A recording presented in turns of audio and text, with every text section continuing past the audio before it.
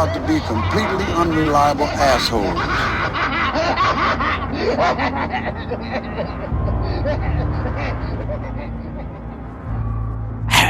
Hello, Tim. Hello, Ryan. You could understand me. Great. And hello, everyone listening. If you're listening to this live, as in when this is relatively newly released, welcome to October 2021. Welcome to Dismembering Horror, episode 163 of Dismembering Horror. And that's appropriate for 163 because that's exactly what we're doing here for this month. We're uncovering the spoils and riches of 4 part threes of the famous franchises. 4 part threes, but 2 part threes are the third part in the same franchise, but different canons. And we can make it even more confusing. We can make it even more confusing too. But first, let me just continue on. Say what that second part 3 is the part 2 of a new trilogy of 3 parts of the original canon of the franchise. Great. We'll get all that to even more. Let me say this is what this is, even despite all that. Episode 163 of what, if you're still wondering, it is of Dismembering Horror, the podcast show where myself, Ryan McDuffie, and myself, Tim Aslin. That's right. We dismember a horror film for you all the time. Every week we talk about what worked for us, what did not work for us, and anything else we found interesting or noteworthy about a horror film, all in the spirit of friends getting together, just doing what you want to do, just have a ball, watching horror movies, talking about them afterwards. And also, as we are filmmakers, we come at it from that particular lens too, not necessarily by intention, but by default for just who Tim and I are. So we're picking it apart, aka dismembering it, all that good stuff. We're glad you're here with us. Thanks for being here. And this is... Good job, Ryan. What are you looking at, Tim? Oh, my life. Just flashing in front of my face here. Well, me too. My life, something. My life flashing before me in the form of you on my little screen here. That is terrifying. Well, so this is our third October in the life of this podcast show. And maybe, hey, that's why we're doing this, Tim. This is our third October. We're celebrating by doing 4 threes. We thought, yes. We have our key art logo, our splash page artwork we're pretty proud of. Tim and I in wolf form standing around a dismembered slew of horror icons, including, we got Jason Vorhees right there with his disembodied, dismembered head sitting on a spike of a gate. No. Oh, no, it's his arm is the machete. Get it right, Ryan. We got Michael Myers on a spike. We got Jason Vorhees on the ground. He's been chopped up. And we've got Freddy Krueger's hand, gloved, the knife hand thing, knife fingers, sitting there somewhere. Right, bleeding. Right. Disembodied, yeah. Great. So we thought, it'd be fun to have an excuse to actually talk about these major franchises too.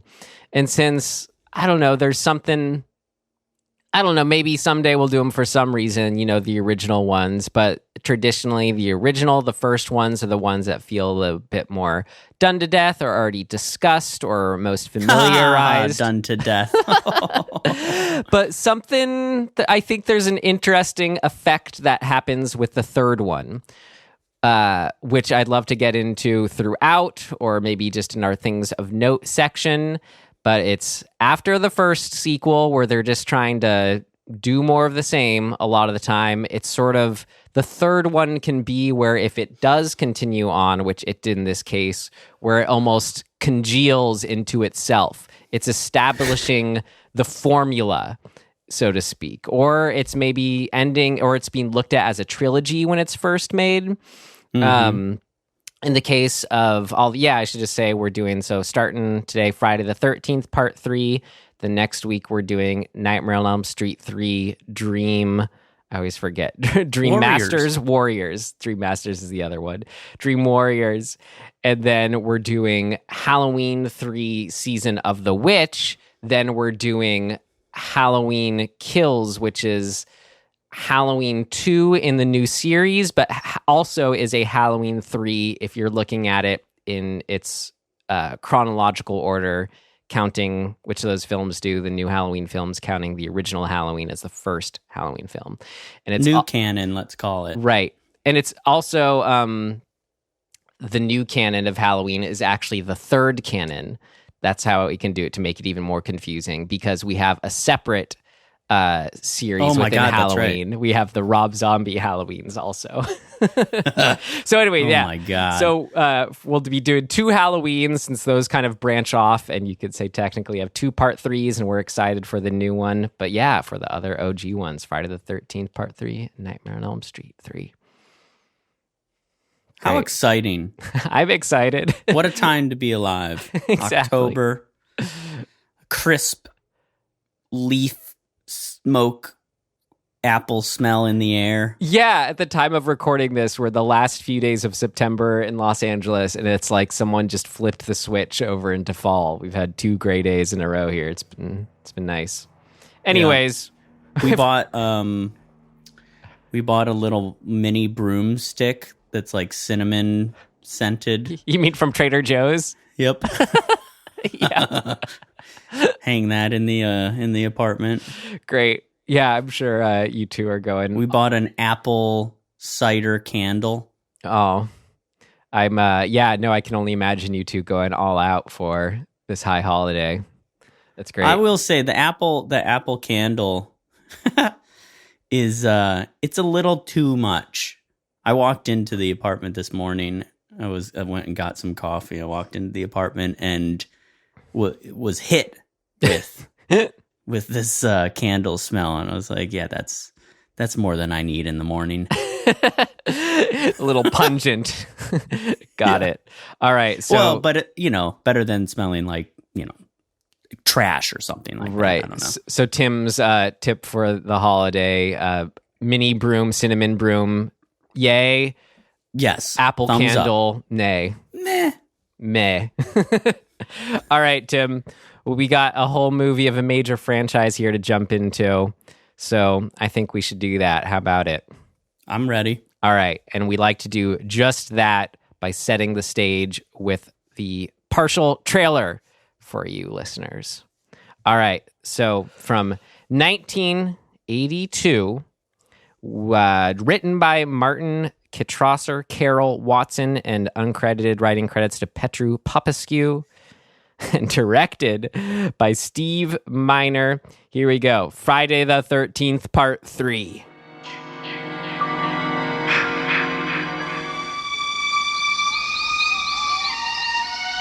Weekends are a good time to escape to the woods. Unless the weekend begins with Friday the 13th. Because 13 is an unlucky number. But out here, so are 1 through 12. Because these are Jason's woods. And nobody leaves them alive. Friday the 13th, Part 3 in 3D. Jason, you can't fight him.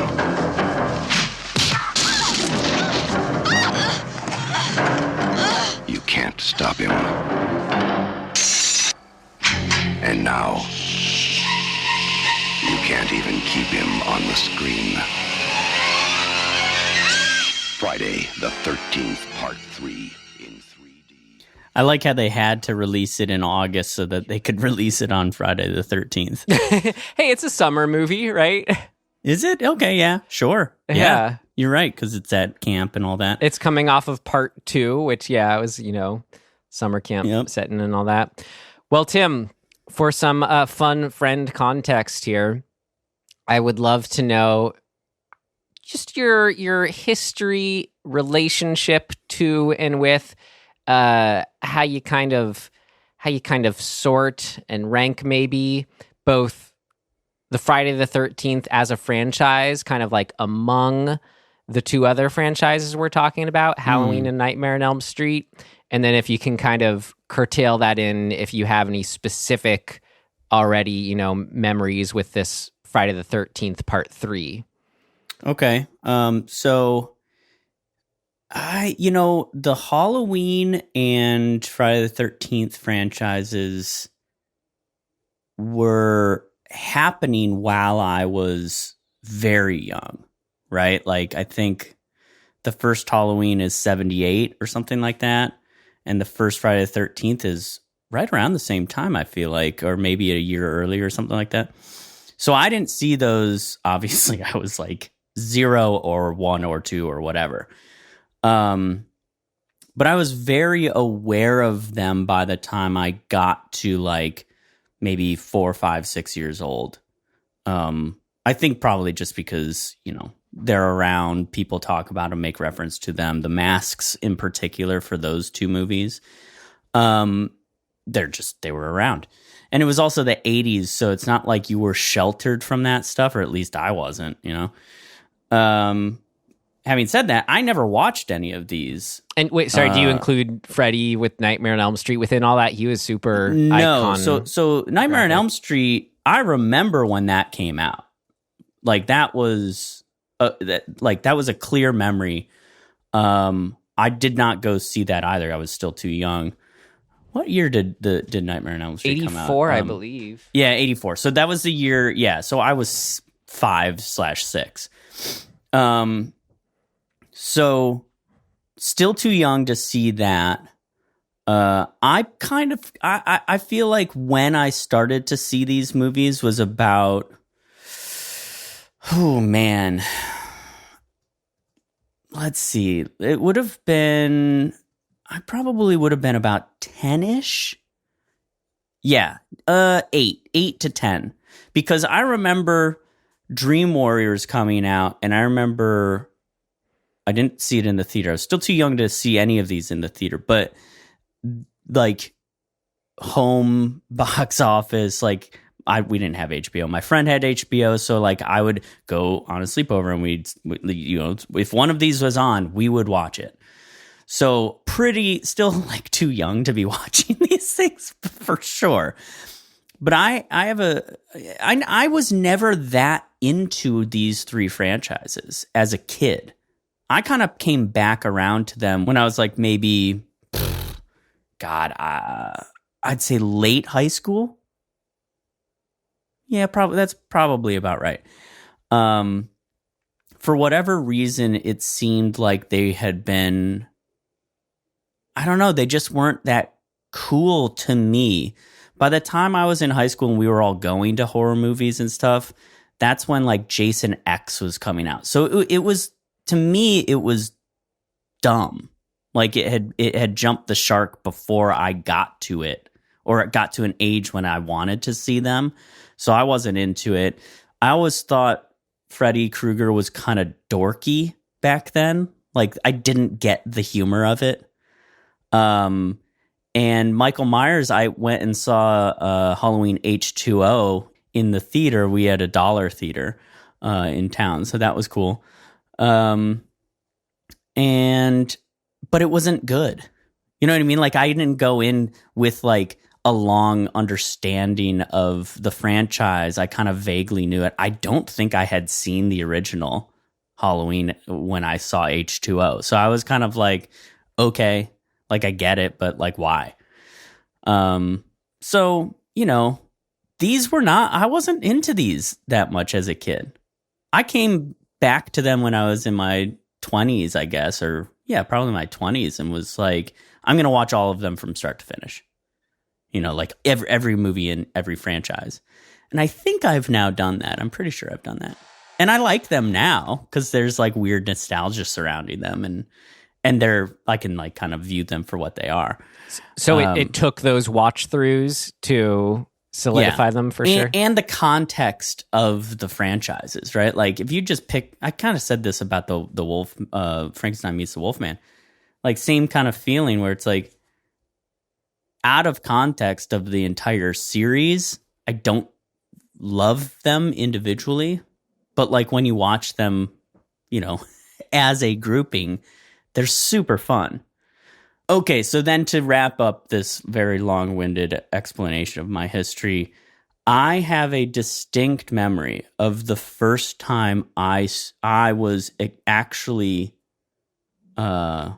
exposed to Friday the 13th alone. like I was not supposed to be watching it. And it was like, a weekend where I was staying up late by myself.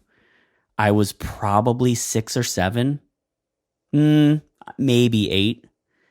And, it was one of those things where it's like, oh, I'm going to sleep. We had a refinished attic. So I was like, oh, I'm going to sleep in the attic, right? And watch TV until I fall asleep. But I like stayed up way later than normal and was flipping through the channels. And I think it was probably USA Network or something like that. And, I flip it and there's Jason Voorhees in the mask chasing, in this case, what was her name? Chrissy or something like that, right? The main girl in this one. Chris. Chasing her from the barn and she gets in the van. Like that whole sequence I watched. All the way through to, I think him getting like chopped. And I was like, this was too much for me. I was like, I shouldn't have been watching this.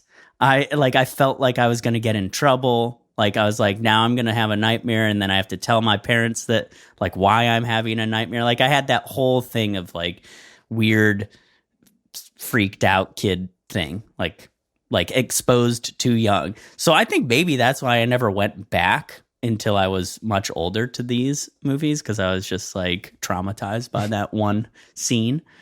But I did not know going into this one for this episode that was the one until that scene came up and I was like, core memory. It's just happening. It's great. I love it's this one we're talking about. Yeah. I was like, oh my God, yes. I've unlocked a thing in my brain. Well, how about what I was asking though? Like, I'm curious, just as franchises, how you kind of compare. Do you have a favorite sort of franchise versus favorite villain, or like, how do you kind of parse this amongst all three of them? God, I think now I'm a Michael Myers fan. I think that I like Michael Myers and Michael Myers' story more than the others. I'd probably rate it like, or group it like Michael Myers first, then Freddy Krueger, then Jason Voorhees. Like, I just don't find Jason Voorhees, the lore of him, like how they built that character, I don't find it particularly deep or interesting. Whereas the other two actually feel like they've got a lot of character, like history. So, I don't dislike these movies, but I really compartmentalize the Friday the 13th into dumb fun.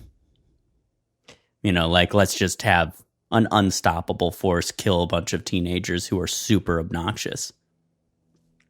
So take that for what it's worth. What about you, Ryan? Let's flip it over to your experience. Thanks for asking. All right, I'll go in opposite order. We'll sort of talk about them as a whole, like what I just asked you, then my history. As soon as you mentioned how Jason Voorhees' backstory is just kind of, grabbed you the least or whatever, it's funny. I think that is exactly what the appeal for him is to me. Is I like that it's all about the formula and not about the backstory, especially for these. I mean, you have that little bit, of course, the mother stuff, whatever, but just that I think this third one encapsulates so well is just Jason Voorhees. I guess we get into the Tommy Jarvis stuff later on or whatever, but there's a purity I appreciate about these films and this formula. I don't know. It's hard for me to rank them specifically. Like, I love all three. Halloween, Michael Myers has the moodiness, a different sort of just representation of evil than Jason Voorhees. I love, and Freddy, I don't know, maybe is my favorite if I had to pick one, just as far as the things that, like, the nightmare crossing with reality stuff, like just the potentiality that allows for the gimmickry and the kills. It just allows for so much imagination. I think there's something really fun about that. We'll talk about it obviously when we get to Dream Warriors, but that concept is so cool to me, right? Because it's the same. It's the stuff I love. It's another realm stuff, right? Like, we're going from realm to realm.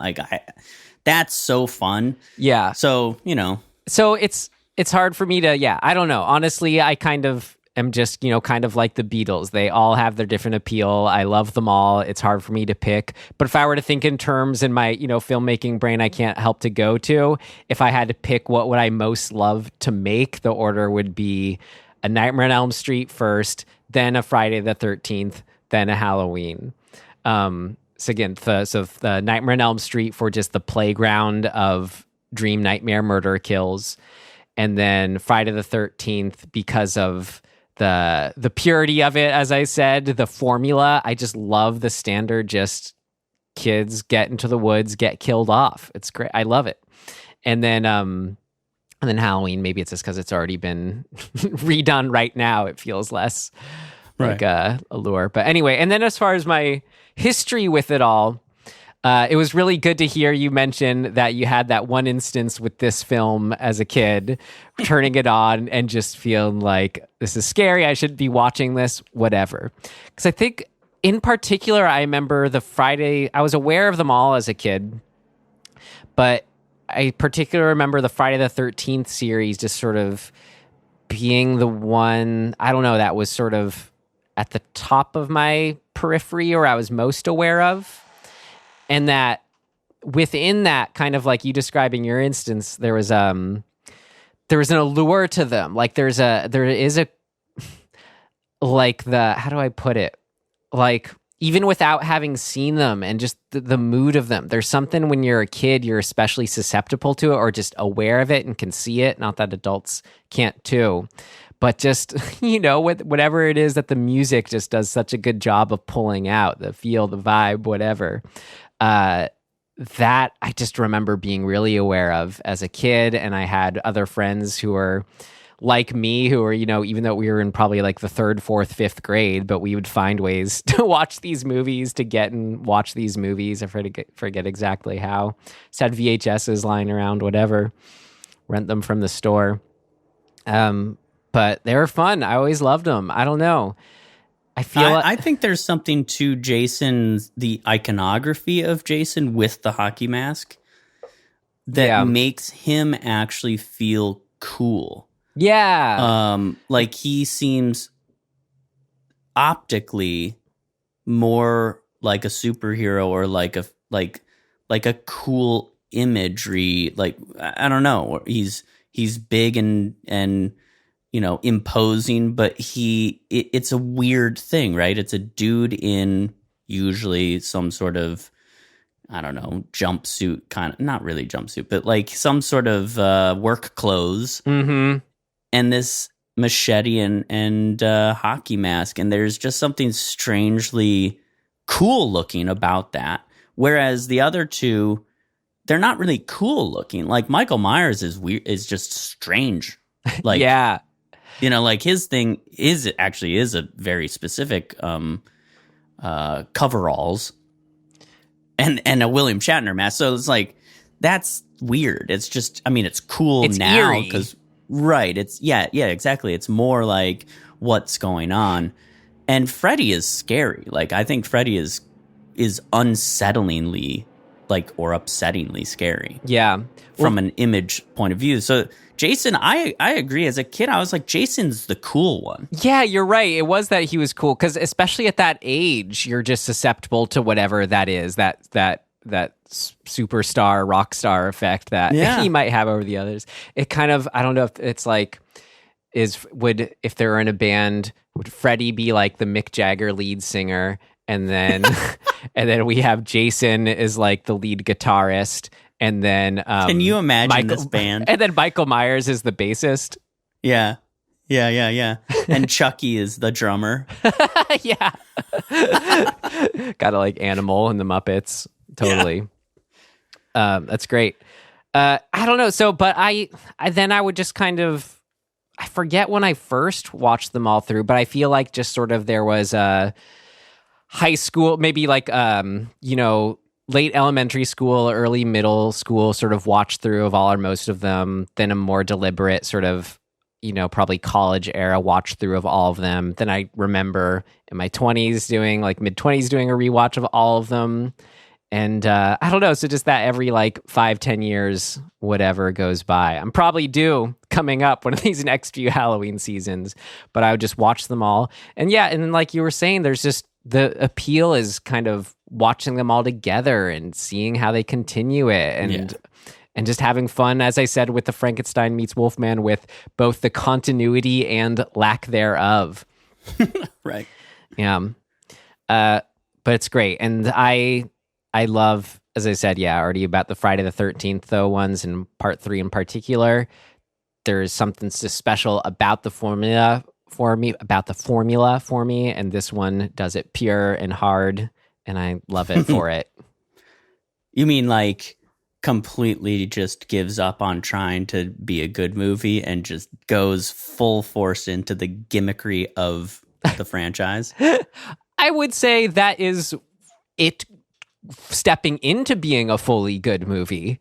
Not right. Not necessarily not. I don't know what you assume that's always their intent to make a good one. I actually think that this movie, this one, and maybe this is true for a lot of the thirds. We'll kind of explore this, but I think the third movie sets the precedent for the future franchise, right? Like, you don't always know that it's going to become a franchise. Yeah. But the third movie seems like the one that says, okay, this is what defines the franchise. Yeah.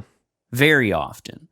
That's a theory of mine. I think I'd have to sit down, or as we watch these, see if that holds true. I guess the Halloween ones probably kills that theory, but regardless, there is something to the like getting to a third movie that makes or breaks extending that further. And even though this one was not received particularly well critically, it definitely like put its stamp on what Jason and Friday the 13th movies are supposed to, quote unquote, supposed to be. Yeah, give the fans what they want. Right. Exactly. And yeah, we didn't even mention yet this, even though this is official title, Friday the 13th Part 3, you could extend that on the posters. It will often say below that, 3D. This was indeed released in 3D originally. And actually I can't, Tim, I'll refer to it later for something I do remember from the screening, but I have seen this in theaters at the New Beverly. Really? Cannot remember if it was in 3D or not. I'd have to do some digging, but a couple memories of watching it. I'll share in what worked. But we got to curtail this all into our rating system. Would we tell ourselves to avoid, stream, rent, or buy this film? I'm talking, so I'll just go ahead. This is a total box set buy. These are the classics. There's a new Scream Factory release of all these films that was really well done.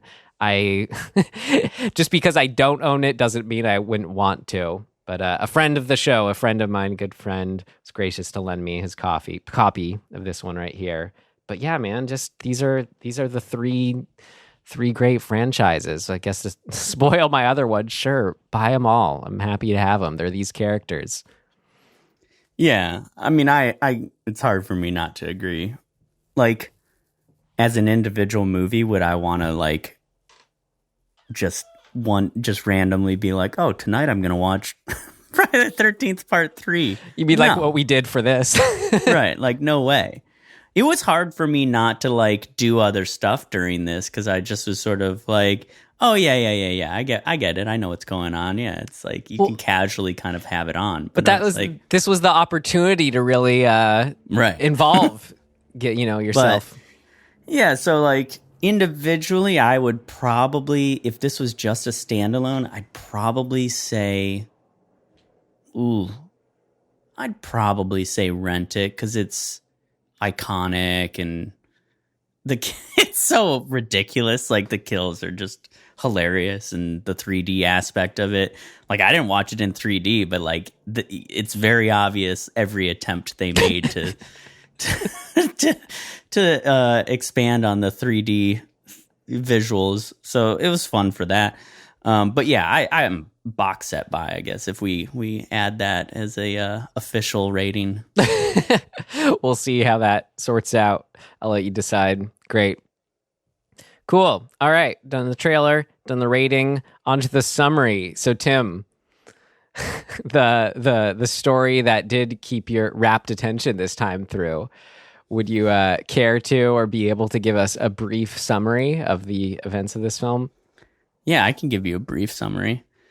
The day after the events of Friday the 13th Part 2, a group of teenagers decide to go have a little, excursion to one of theirs. I gotta say, I think this is unique amongst them in that it's never like they're coming off of their high school, whatever. This could be one where they aren't specifically teenagers. So the actors' ages could actually be accurate. They're all just friends. That's it works. True. That's true. So a group of young friends go off to Crystal Lake. One of them has a family house there that she has not been to in a couple years. We don't know why necessarily at first. Higgins Haven. Yeah. And so, we quickly find that Jason from the end of the last movie did not die. And he's just been wandering around the woods. And he needs some clothes, and he's looking for clothes and things to kill as per usual. So he starts killing some people. He gets some clothes off the clothesline. But anyway, the story is that these group of kids come back. They settle into their little house on a farm, and they're young people smoking dope and banging. That's basically what's going on. Lo and behold, Jason Vorhees has taken refuge in their barn, or the barn on the property. And of course, one by one, each of them encounters him and gets killed, leaving us with Chris, our final girl, who we find out 2 years earlier. And the reason she hasn't been back to this property is because she one night wandered into the woods alone and fell asleep under a tree. And was attacked by Jason Voorhees, presumably in the midst of the events of one of the other movies. Yeah. I don't know if it's the first one or the second one. I guess it would probably be the first one. Yet this is where the sort of trying to make sense of the continuity is just because what? He's not even around in the first one. Because you go, it's his mom. Wouldn't it have to be enough time for him to age to get bigger? So how much of a gap was it between the first and the second one? But she looks exactly like how she does in this one, so she can't be that much younger, which would make me think it's the second one. But she's acting as if this is something that happened long ago. She says 2 years ago. So it wouldn't be the second one then, because that was just last night, right? But so that was 2 years. Jason grew up. I mean, yeah, who knows? Well, and we can talk about. I guess it was just in his time outside of the first. It was, exactly. It was okay. Got it. It was just except that he's wearing the clothing. I think he's wearing the same clothing that he finds on the clothesline in that scene. So it's like, whatever. Right. It's So anyway, that's the backstory. He goes it through everybody as he's wont to do. And Chris, she survives. But the events really send her over the edge, and she kind of has lost her mind, and in the end she's being put into a police car and taken away, probably to an asylum. Yep. But Jason's supposedly dead, in the barn. Yep. And I remember the beginning of part 4, so right. And we get a callback to the first movie ends this one. Which makes no sense because Chris didn't know anything about Jason's mom. But how does that not? What she didn't? I mean, she didn't have much time to react. She didn't go, "Oh, Jason's mom," but she didn't. It's like she was. But attached. It's a dream. It's a dream. How could she have a dream about Jason's mom if she doesn't know Jason has a mom? So your definitive interpretation of the end of the first one is that the Jason kid is a dream? No. That the jury's out on as far as I'm concerned. My definitive take on this film is that moment in this film is a dream. Because she gets carried away at the end still. Correct.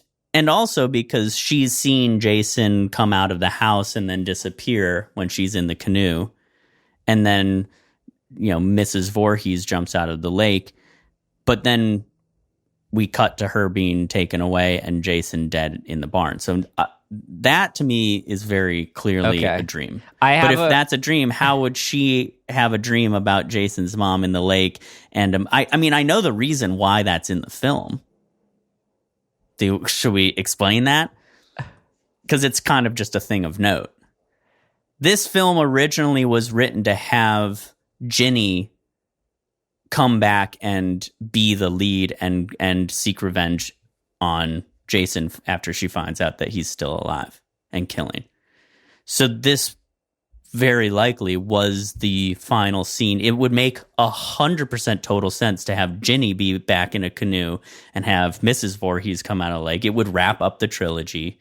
And then that, you can leave that, I don't know if they would have, but you could have left that vague about whether or not any of this is a dream and have her still get taken away in a, ambulance or cop car or go crazy. But that's, Well, within all that are the semi-musings of my non-literal interpretation of this ending, the dream ending, and why it works in an almost meta sense. So should we jump into what worked then? I think so. All right, cool. All right, here we go. Next section. What worked? What worked? What worked for you? What worked for you? What worked for you? It worked like a charm, Smith.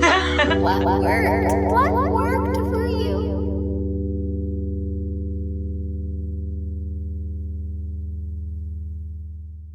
Well, all right. I guess to set that stage, and I think an overall thing that works for the franchises, or this franchise in particular, sort of coming off, trying to get at how these films have that an allure to them, a mystique, a feel, an iconography, that we are so aware of as a child, but still, just in a different, lesser extent way is still why I think a lot of why they're popular to this day. It's, I don't know how out there this may sound or whatever, or maybe it's just how to put it, but it's like you think of iconic movies or movies that have icons that are, that strike a chord, or for whatever reason, they're almost like they hold the fact that they do that well, it means for some reason it strikes a chord with like the collective consciousness. It's like they almost sort of exist in a dream nightmare space, right? That's sort of like, connects us all, that we all share or whatever, that we can all sort of get on board and agree with. And I think, especially, I guess, just the first three, but then the ending of the first one, so back up a little more. And I think anything that's supernatural in these films sort of helps to cement it in that nightmare. This is beyond a movie reality. This is beyond just a movie. This is its just own weird, almost like you are watching a dream or something. It's place. So the supernatural does that, because that's, I think, what was, could have just been a whatever kind of idea. I think I don't look at them. The filmmakers of the original Friday the 13th, they don't get the same kind of credit, as like a John Carpenter or Wes Craven or whatever. But I don't think that means they don't still somehow stumble upon just sort of inspired moments of genius or whatever that just sort of help these movies click in the end. But I think the ending of the original one, the Jason kid popping out of the lake, the fact that it like doesn't make sense that he'd be alive, that it sort of breaks rules, that has a supernatural element, like that's just, it's so neat. It's inexplicable in that way that I think that helps put it in this realm I'm talking about. And that is my read for the ending of this one. Like, it's just sort of beyond for me that literal interpretation necessarily of, oh, it's just a dream she had, yada yada. It's this, it's cool. It works as a come full circle moment too. But then also just the fact that Jason is immortal, and it seems like with each movie, the more stabs and hits and bullet shots he gets or whatever, he just keeps on trucking, keeps on marching along. And I think that, I mean, you could argue, that same goes for Michael Myers, but that's a big part of what I'm talking about too, of like, these are some sort of, they're iconographies for some kind of primordial evil that has taken this form in our collective consciousness. And I think that's, for me, if I really have to dig as deep as I can for like where the appeal of Jason Voorhees lies, I'd say that's it. And something about the simple formula in this one, it just serves that strength if you view it that way. It doesn't get into all this Tommy Jarvis like stuff. It's just, just don't need this backstory, because that is all the more kind of like movie literal interpretation of a story, whatever. But yeah, can you explain what you mean with the Tommy Jarvis reference here? It's just, it's the what's his face, the Corey Feldman character from the next one, whose character continues on in the next few, but it's like it's putting a sort of more direct sense of continuity, and then he gets some sort of like actual backstory with the character that sort of continues on. So it's just sort of like, basically what I'm getting at is it overlays a sort of more deliberate character story, a more involved like personal story with Jason Voorhees, versus just the like, oh, this is the person from the last movie who survived, and that like a retcon sort of thing going on. Yeah, sort of. Yeah, I don't know. I forget the details it gets into of what it says about Jason's history, but it's different from these first three where it's just like, okay, one ends, the next one begins. I have a take on this, and this is what I think works in the broader scope of Friday the 13th and Jason Voorhees as a character. In the first movie, it is essentially a grieving mother for a wrong that was done onto her son. A kid who was bullied and basically died because of it. She's lost her mind because of that grief. And she's exacting revenge on anybody who reminds her of that. She's become obsessed with this notion and is possessed by, the will to exact revenge.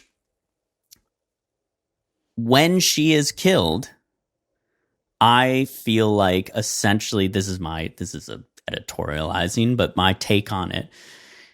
When she's killed, it's essentially, it's like opening a curse, right? Like she was kind of embodying this grief and revenge, but once she's killed, it's almost like the magic is unleashed and now the curse is like set. And that magic is what allows the spirit that is Jason Voorhees to rise out of the lake and become his own entity.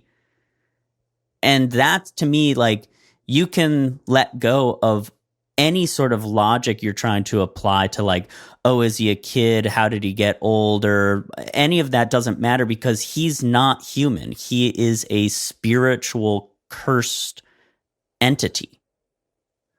And the reason that works to me is because it's still a curse. It's just a curse. It's like the mummy. Why is the mummy comes back to life? Because, of a curse.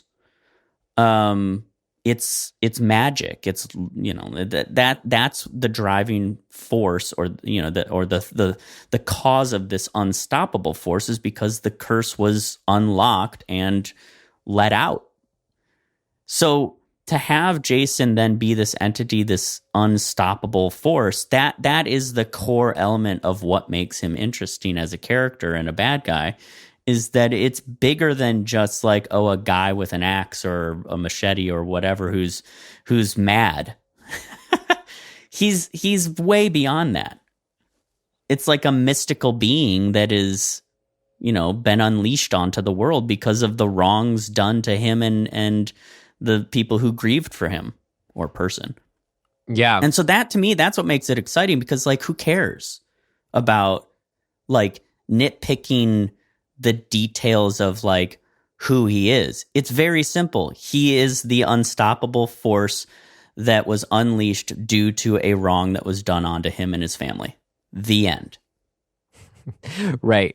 And I love that. And, yeah, no, that's great. And you putting it that way, it made me think like maybe the sort of a way you could bridge or link like our two sort of grand theories, if you want to call them that, on his appeal, on Jason's appeal.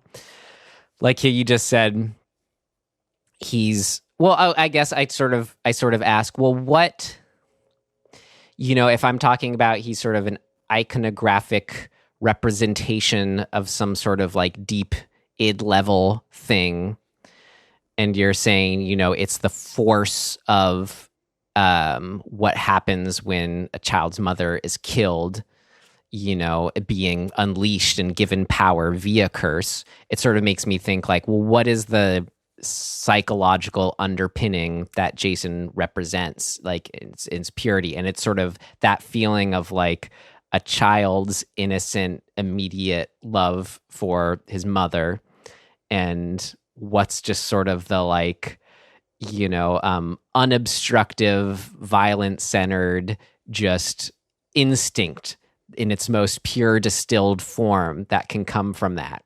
And that, is in his, all the great people have played Jason, that's in the performance of just like, since it's a non-speaking role, you see that childhood innocence almost as a big part of that physical embodiment too. It's cool. Absolutely. In this one in particular, when we actually really do see his face. Yeah. Because we see it, 3 or 4 times or something like that. And he does still sort of feel like a man-child when his mask is off. But you put the mask on and suddenly he's this other sort of thing. But like the mask off reveals this like, he seems vulnerable. Yeah. and like kind of childlike. You can see, though, what I'm saying, how it's like just even on an unspoken level or unconscious motivation on his part. You killed my mom. I'm killing you. That's my shark instinct here. Well, right. And I think that if you distill that even just down to one word, it's just grief, right? Like, how do we deal with grief? The first movie is about a mother's grief. The rest of the movies are about a son's grief. And just like having the humanity that we all should possess in our, how we cope with grief, we don't mostly tend to just go on a rampage. But in this case, this is the one time that the brain broke, and he's just a rampager. Yeah. A grief rampager. And I think that, that's not an explanation of like, that's not a logic explanation. That's just a way to define the curse for me. Yeah, absolutely. It's a grief curse. I mean, I think that's really powerful. That's great. Well, anything more on, I guess, why his character works so well, or do you have specifics for this one you'd want to get into? I mean, you could talk why the formula works so well, maybe. Because I think that's this whole other thing about it. I mean, we've been talking about Jason, but I feel like the other big appeal, and this is almost the one that's getting at our own, how Jason could be like a part of ourselves or whatever. It's like, it feels like it'll just be an everlasting appeal in watching young, often pretty people, or not so much pretty people, but young archetypes getting killed off in the most immediate, brutal ways. Like, that's all these movies sort of function to do. So it's, you sort of set, we've set up what this character represents and is, but then, now we sort of take that a step further in picking apart, well, who is he actually killing? And it's most often, young archetypes. Yeah. I mean, I would say one more thing about this movie in particular and where Jason as a character is at. He's in this one, he is just trying to survive, right? Like he's not maliciously going after them until they poke him. Like he's just hiding in a barn. That's it. Like he in a way, it is sort of saying like the kids poke the bear by being these archetypes. By existing around him. Right. Like in theory, if he had found a cave in the middle of nowhere, he would have just stayed there and nobody would have known any better. Well, among friends here, it can be tricky territory, but what do you think is that inherent like appeal for like the horror crowd of that exact formula of who he's killing?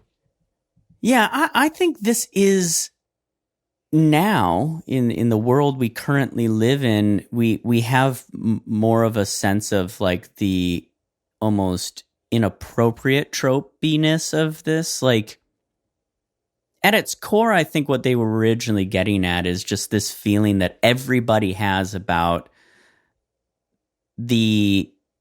about feeling what was the word Britt used yesterday? It was such a good word. Diaspora. Is that the word? Diaspora? That is a word. Meaning you don't feel like you belong. And she said it, and I was like, oh my God, I feel that all the time, right? Like wherever I am, like often feel that way. Like go into a room of people and I'm like, yeah, these aren't my people. So I think at its really at its core, and especially set off by the first movie, there is this sense of like, you had this kid who didn't belong in a way, or at least was sort of made to feel like he didn't belong. And the shittiness of kids took over, and he ended up dying because of it. So you're saying tragically. it's the archetype, to have an archetype, to be an archetype means they inherently belong because they're knowable. They have a place almost amongst the crowd. Exactly. Right? Even if they don't actually, by defining them as these archetypes, right? The jock, the nerd, the pretty girl, the slutty girl, whatever those dumb tropes are, by defining them as such, we then can identify or categorize them as something, and then we get to understand what it is to not be that, right? To feel this diaspora. And so at its core, I think that's kind of what these movies are based off of. They are allowing us, the audience, to cathartically experience the demise of those categorical archetypes, so that we can so that we can feel some relief at the diaspora not existing anymore. Because if they're gone, then nobody belongs. Right, and everyone will finally be everyone who is everyone may finally be accepted in that world. Right. I think that's sort of the core of this setup, and it's it's kind of amazing that that's how the first movie plays out. Even though I don't think it's pointing at it. You know what I mean? I think it just sort of is that. Right. And exactly. then they were like, well, that's working. Well, that's just exactly, because it's like a simple setup. And when often things are simple, they're high concept, it means they hold that sort of, that more poignant, or I don't know, sharper purpose you're sort of getting at. It's funny. I think that's so spot on, Tim. Like I really like that. My interpretation of just like, I think it maybe is just more, or the one that I had always thought of, maybe it's just more kind of applies to all kind of slashers of the era. But what you're saying was so great, because that more specifically applies to this one.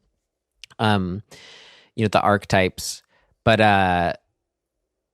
it's I don't know, just that as far as this, when you think, well, why young people getting killed off kind of in this, like, by this unstoppable force, where is the appeal in that?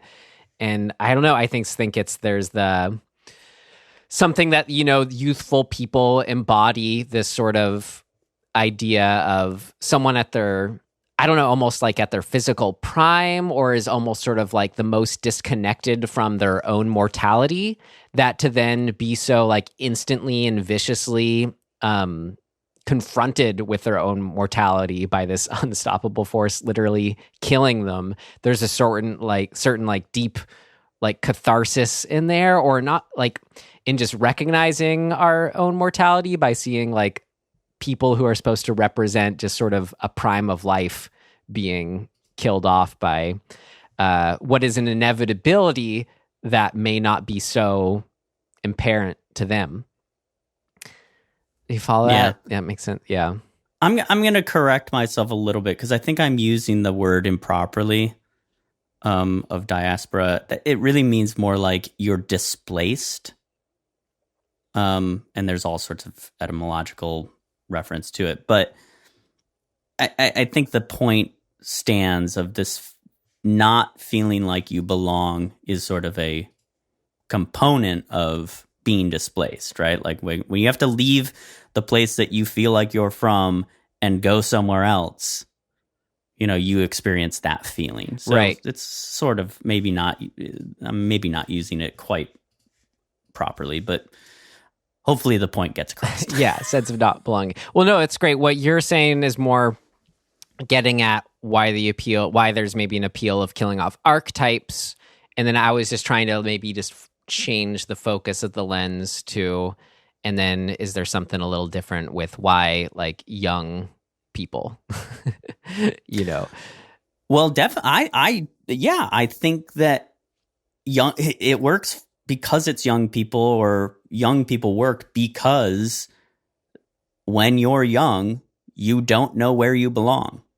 You're actively in the mode of seeking that out. Well, and everybody knows what it feels like to be like, oh, those people over there seem to know who they are. Well, it's almost like there's a certain though like optimistic worldview though that I think they represent if you're saying like they're people who haven't found their place yet. The fact that they're people who's not just for this one weekend, but almost like overall, their existence is just about having a good time together. And I think like, well, that's true. I think that's something we all aspire to, but have built a world that often serves just the opposite purpose. So it's like we've just built a cuckoo, insane world that's doing exactly the opposite than we all want. Yet at the same time, we go on trying to almost justify it or ignore it or say that's just how it has that is just how it is now. Whatever, we have all our different reactions to it. But I think maybe that's a sort of selfish catharsis of like defending that the way things currently are by getting enjoyment from watching these people who embody all that could be enjoying just for the sake of enjoyment. Their purpose is just for enjoyment before the responsibilities of the world, before these kids got to learn responsibility because the world isn't so nice. Talk about such a specifically American outlook, right? Like don't let loose, don't have a good time, don't seek pleasure. Right. Like it's so puritanical, like and so whatever, that's core to it because it does touch on a thing that exists in our culture. But I think it's it's a double-edged sword. It's like from one side that's ridiculous, right? Like, but then the 80s and 70s and 80s were so full of that notion of like cautionary tale. If you're a teenager, don't do drugs or have sex because bad things will happen.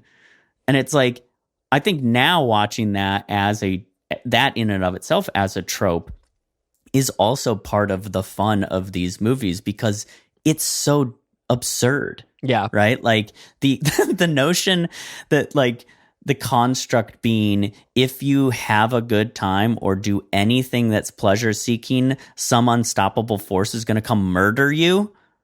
Like, get out of here. Right. So that's fun because it's absurd. Right. But it's also, we though relate to it. We collectively relate to that frustration of like, if I have to live this life this way, there's almost like right. You want to... The implicit irony of that all is just so fun, right? I mean, I think actually in a way that's, even more kind of meta way of looking at this. And there must be movies that kind of flip this on its head, but how do I explain this? We, the viewer, are watching kids, young people, do a thing that adults,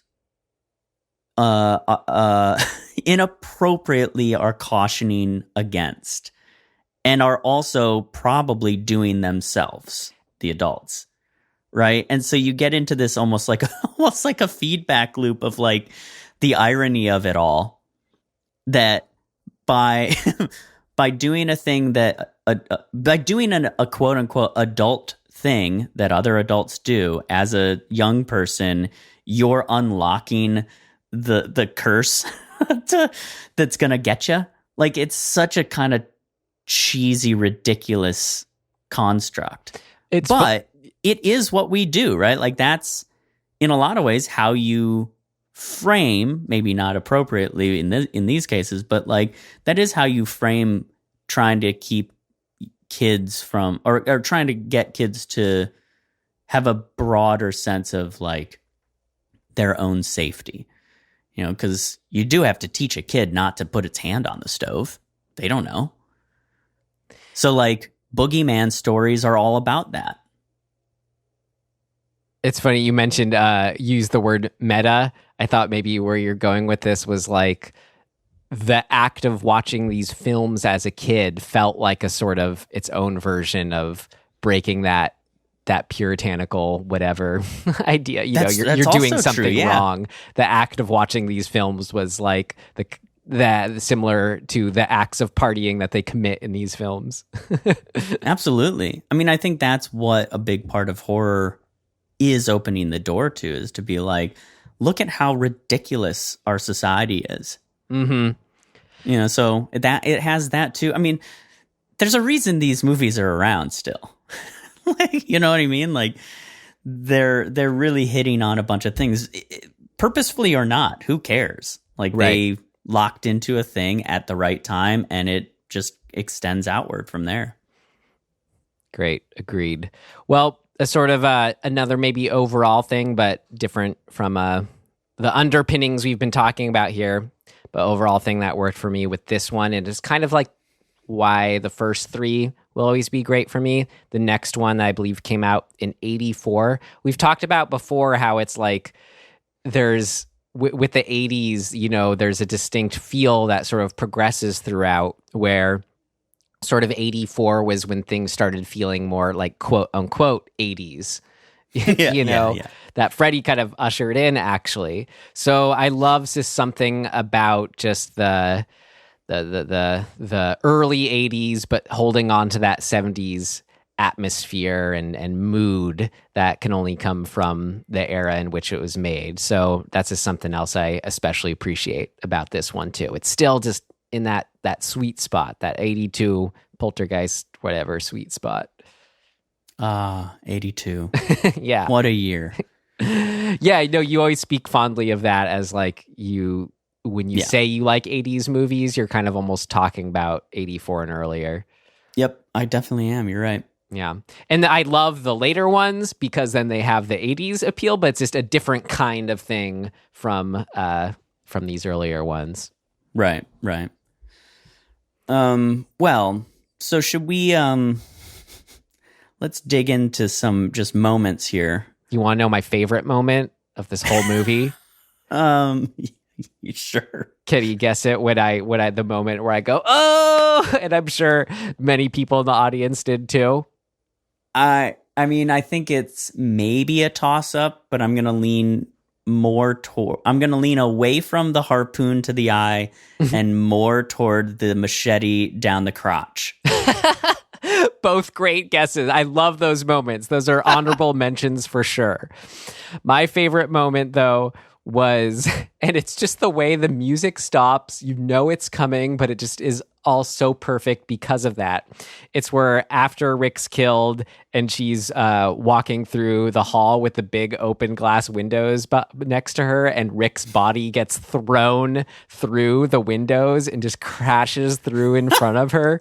It's just everything about that is just so fun and satisfying. Like just the sort of idea too. You weren't thinking of it at the time, but it's the idea of like Jason's like timing it and that he makes the choice at all to like throw the body up and into and through this window to scare her. It's so good.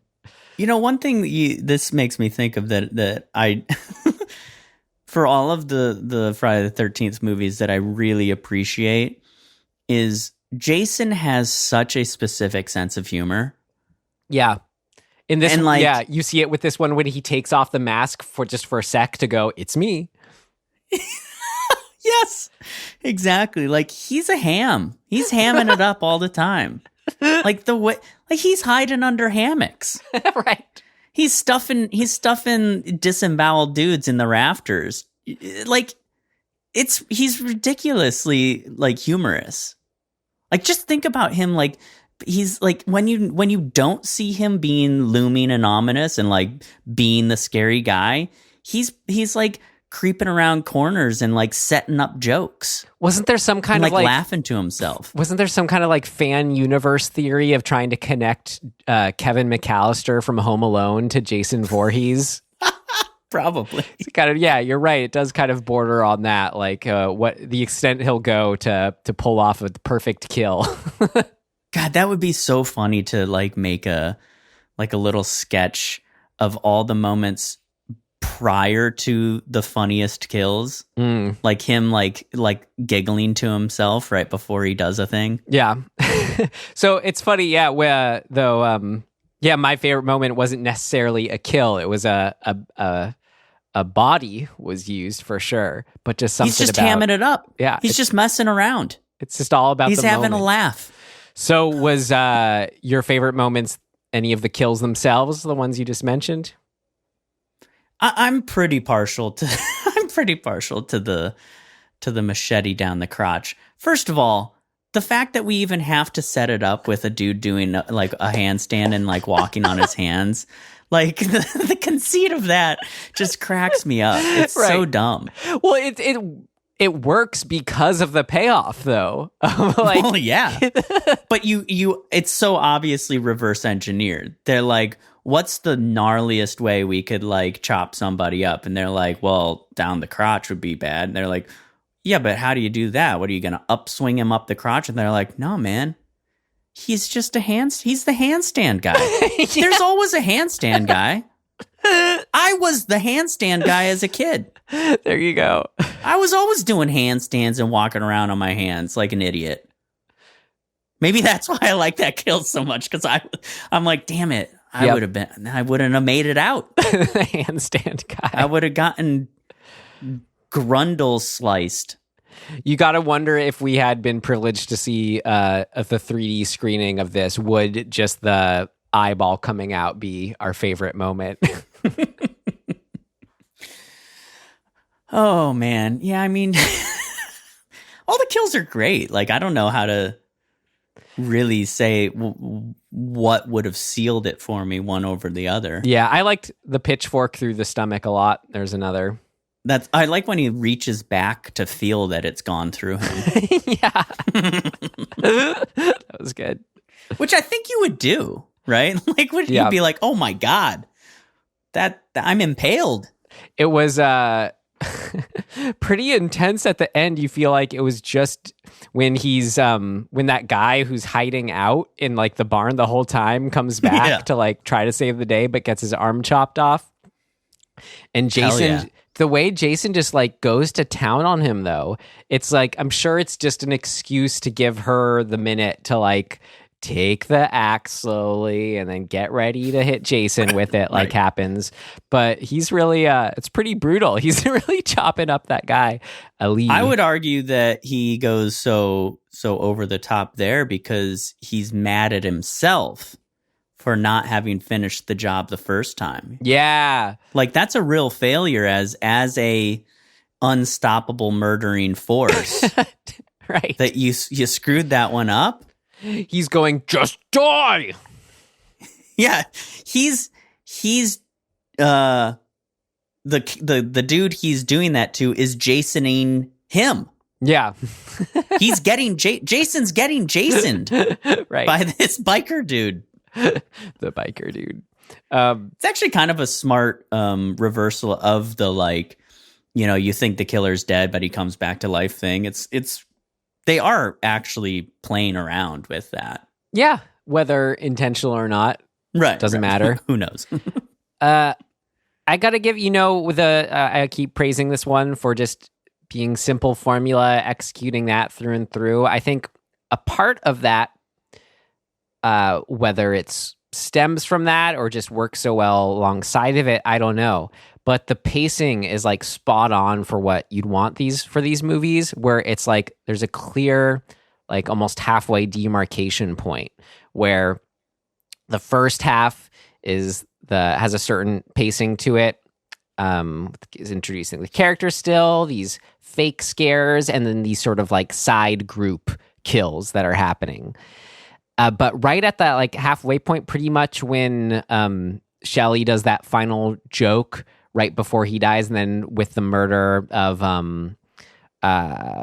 Vera, who gets the harpoon through the eye, like from that whole area where those things happen, we're just cruising from that point on, and it's just, I mean, that is it, right? Like he puts the mask on at that point, and then we're off to the races. Exactly, and how good is it? That's with him putting the mask on too. Yeah, exactly. Oh man, I was going to say something really astute. What was it? Who knows? Something about the pacing, I was saying, the first half and the second half. Who knows? I'll think of it. All right. Well, another Carry on. overall thing, what marks and defines these movies, or you had the thought. I thought of it. Okay. You said stems, like you said what something stems from, or what it stems from, and it immediately made me think of the scene in early on when the cops, show up behind them and they're all smoking weed and they all eat the weed. Right. Like, what? The rationale of that is just hilariously weird to me, that's what you would try to do. I mean, I guess I get it. Well, but... Tim, I guess you've never been in that situation. If you're stoned and then something like that happens, okay, and someone gets the idea to do something like that, it can all of a sudden sound like oh my God, it's what you got to, you're all just going. I loved that. That was so funny. That was great. I mean, the movie's not lacking humor. I mean, it actually does a good job of not being too dumb humory. Well, that actually segues to what I was just going to set up, which is the other thing to sort of call out if it was working for us, was our cast of characters for this one, because that's always a defining feature of each of these films. Yes. Everybody is pretty spot on. I'm trying to think if anybody, like Rick, right? Chris's whatever he is, guy, friend, is the worst. Yeah. Like, he's the worst human being ever. But so, perfectly the worst.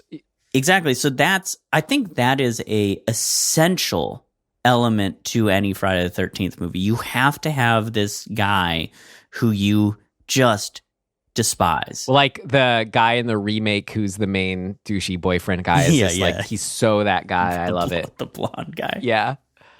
Yeah, exactly. Like, you have to have that because that's part of the catharsis. I mean, that really is the core of kind of what we were saying earlier. It's like everybody's been bullied by that one guy who's just the worst. Now, does that guy deserve to die in real life? Absolutely not. He probably has a really messed up home life. Just to clarify. Just to clarify. There's a reason that he's so mean to everybody. He's not just like inherently a jerk. He doesn't inherently deserve to die. Right. Like, there's a reason he's the way he is, and it's probably fairly tragic. But on its surface, but in a world of archetypes, that doesn't matter because they're just archetypes. That's right. So that's really a key element to these stories. So, like, having that is important. So he's Rick in this case is the most well-defined, like, catharsis. Like, we love to hate him, so to speak. I think on the flip side, Shelley, the nerdy guy who's, I mean, I hate to say it, but he's such an incel kind of character. This like, oh, nobody's ever gonna love me. It's like, hey, man, just stop being an idiot and just be a nice dude and you'll be fine. Which he doubles down like 3 times on like scaring people. And it's just like, they're like, hey man, can you stop doing that? It's like really not cool. Yeah, he keeps doing it. So like when he gets killed and then they think he's still joking around, it's very like, the boy who cried wolf. That we like that. Right. It's because we go, oh, well, see, this is what happens. Don't be such a little whatever. I mean, I just wanted to shout him out as far as like in how he exists amongst the fandom. He's both like the most loved and most hated character. Like, yeah, he's one of them. That. So just the fact that he's that, for me, it's distinct and memorable in that sense. And you're just getting mad at him. Actually, I'll just jump ahead a thing of note since we're on Shelley.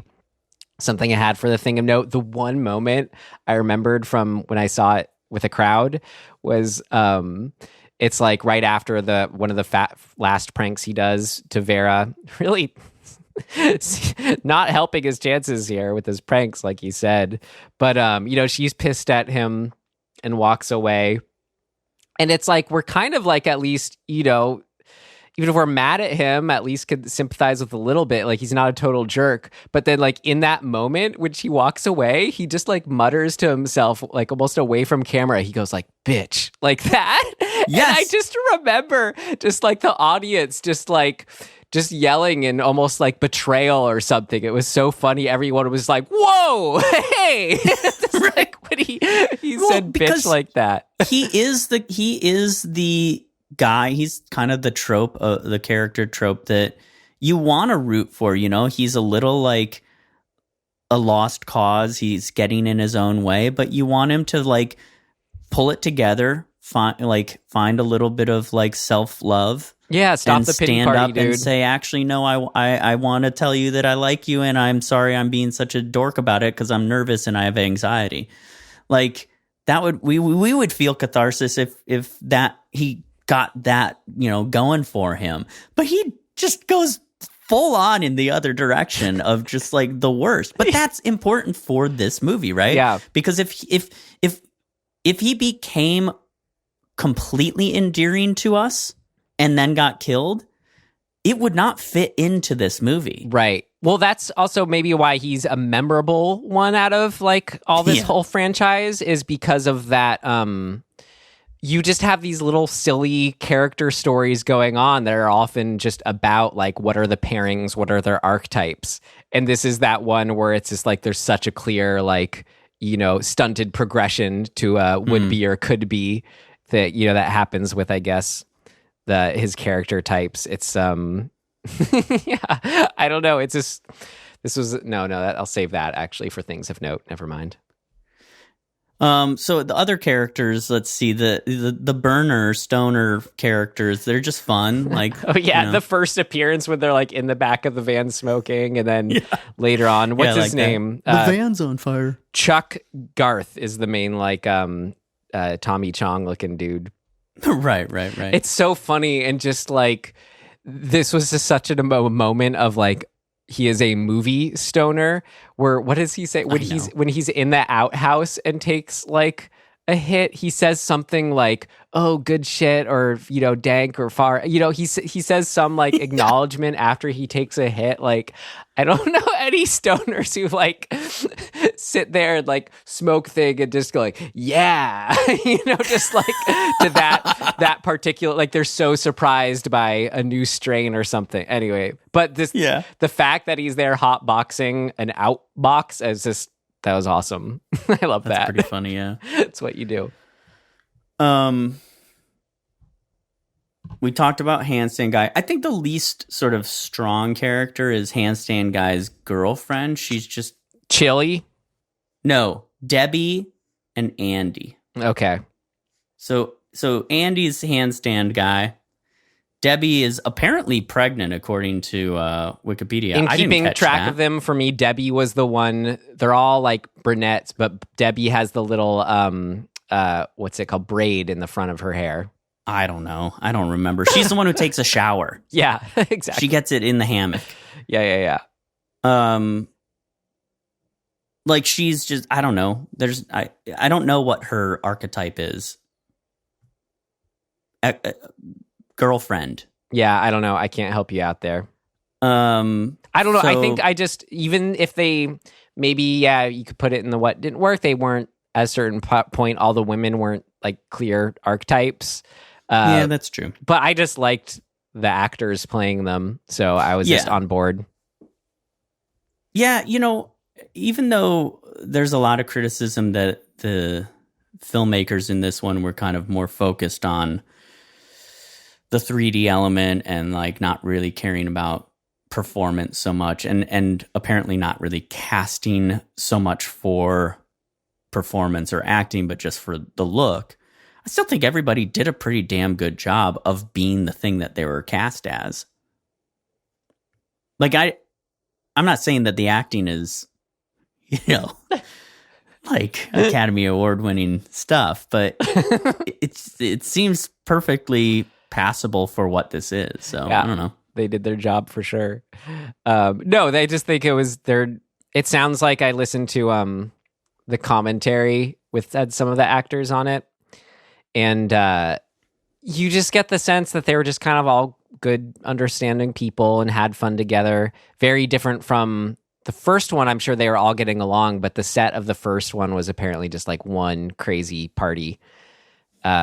Oh, really? But this, but this one here, I don't know, and it sort of came through where, yeah, everyone seemed cordial and getting along and just like good people. And I don't know, I guess that just helps illustrate that they're all just like fun to be on this ride with and watch get killed off, and just be that little sad for them when they each get killed off too, because you do want that. There's the catharsis in them getting killed off, but then there's also like oh, but maybe I wanted to see what would have happened to you, or you're nice or whatever. Right. Great, very cabin-y cabin, I gotta say. That spiral staircase going up and down, just all the little cabin-y trinkets around. And something that's fun where it's not, mixes it up ever so slightly. Within the formula of all these movies, it can get mixed up where it's either the camp or random cabin. So this one, it embraced the random cabin well. Yeah, I enjoyed even though this was not an actual East Coast set like the first two, I appreciated the set decoration and build, or whatever you want to call it. It felt woodsy and campy. Yeah. I think we mentioned it briefly, but it's more just like an obvious given how good the soundtrack is and how much it pulls out that the air and atmosphere of whatever Jason represents we were getting at. Of course. And it's all pretty much been that same guy, the composer, through them all. God, I don't know. Oh, Harry Manfredini? Yeah. But also shout out to this one specifically, those rockin' opening credits music. Yeah. I love that. They had to up the ante. It is 3D. Yeah, and that's the way, that is really fun. I'm sure if you see it in 3D, the way the credits are like flying out. Just knowing this is 3D, it does, I think you kind of mentioned this, but it is kind of fun even not watching it in 3D, just to like recognize the gimmicks throughout, whether it's like the yo-yo coming right at the screen and like the every rack single focus time that's something happening is done. I was like, ooh, 3D. They're juggling next to each other, and it cuts to like the top point of view, so the balls are coming at us.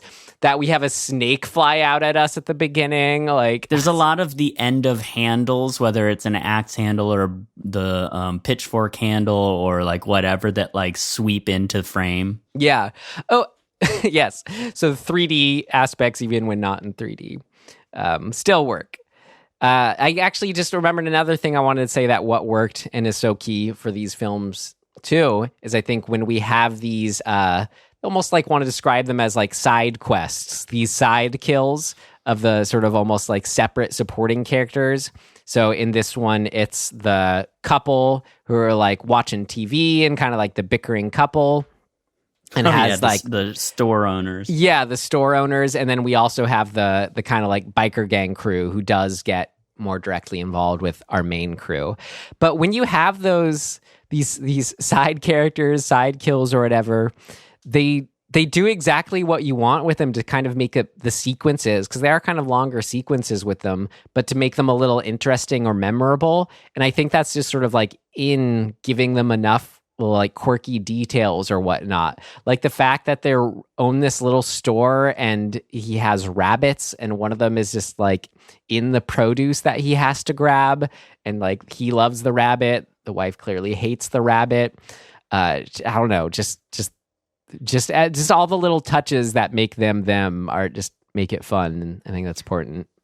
I agree. I think that this is actually this is a good device for horror filmmakers to use, and because it does a couple things.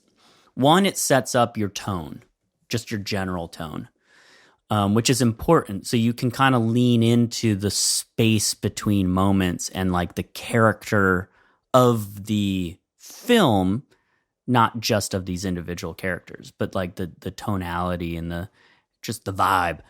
And when you use it as kind of an opening, it also primes you as an audience member for the pacing of the movie, and psychologically, it primes you for a for a primal thing, which is these are just people existing in the world. They didn't do anything to deserve what they get, right?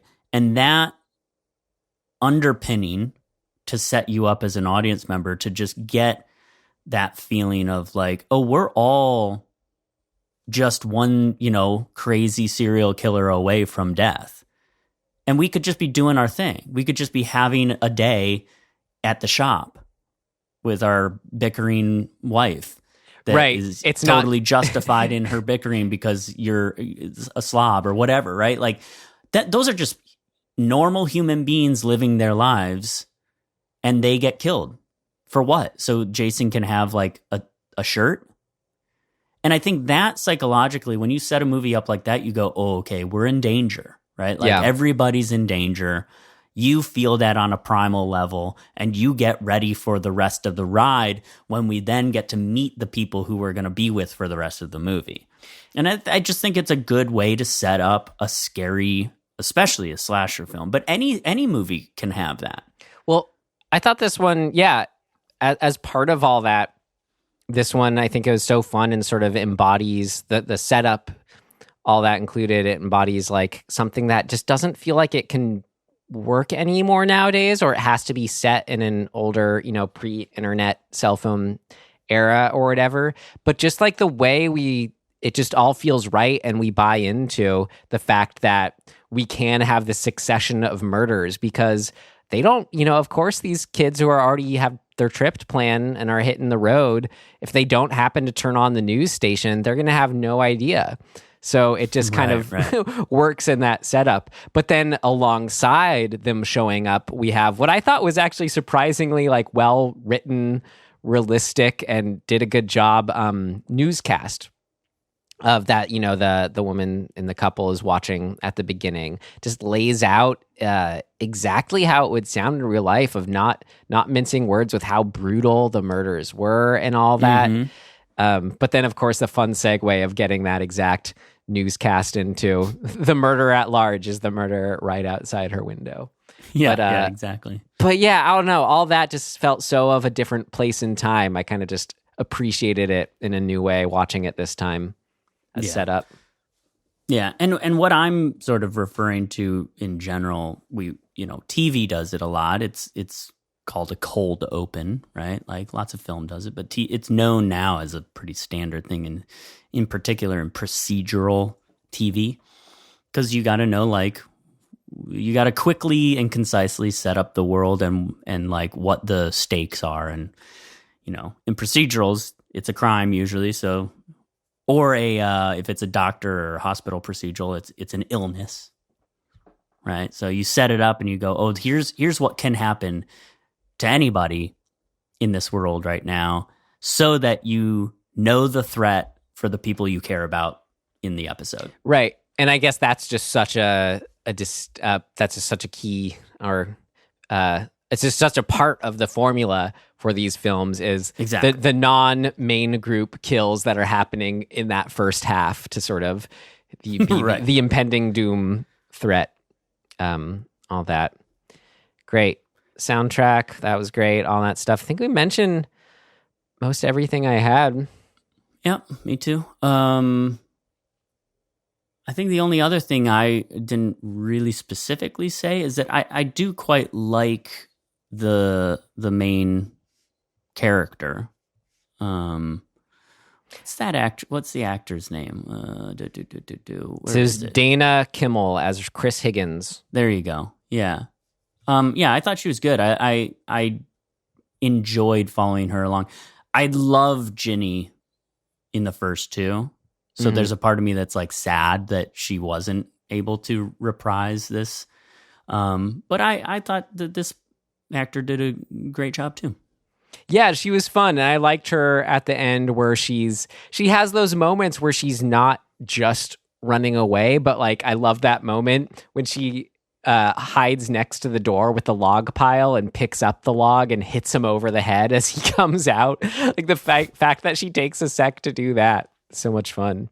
That was a good fun setup payoff moment too, of like the bullies or whoever come in and siphoning the gas out. So of course we know that's going to come back later on. But right. Also, when it's done well, of course we kind of forget about it when it happens. Okay, perfect time. Yep. I liked to just the moment where after she hangs him and he's still alive, like no doubt about it. There's just something fun as a visual of where he's like still hung, but is just then alive and swinging and getting at her. That was great.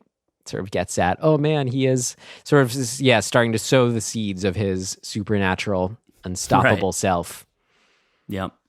Oh yeah, cool. All great. Could keep going, whatever, with details, but I think that says it. So with that, we can see if we had anything for our next section.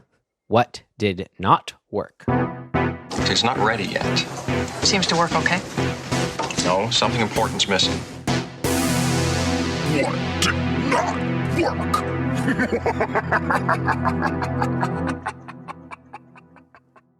I mean, look, for me, the emphasis on these 3D things,